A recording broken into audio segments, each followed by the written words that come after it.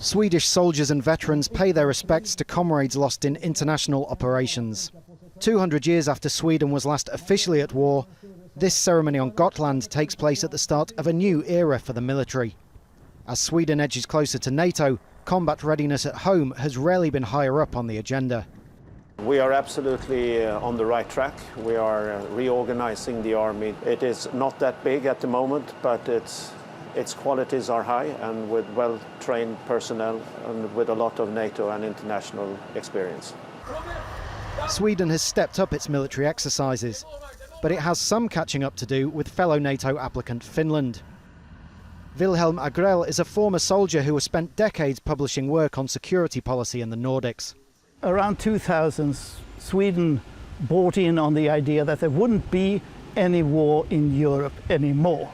So the territorial defense of Sweden could simply be scrapped. Finland never bought in on this. They remained in the territorial defense mode, and therefore they don't have to go back to that. One part of the defences abandoned by Sweden was Gotland, the island described as an unsinkable aircraft carrier due to its position in the Baltic.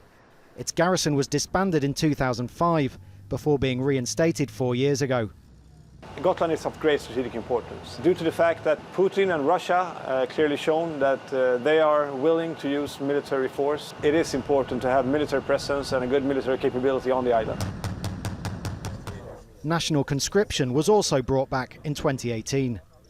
Strength in depth is where Sweden and Finland really differ. Finland's long-standing conscription policy means it can put hundreds of thousands of soldiers into the field. That number's somewhere between 30 and 60,000 for Sweden. Sweden's Army, Air Force and Navy can punch above their weight.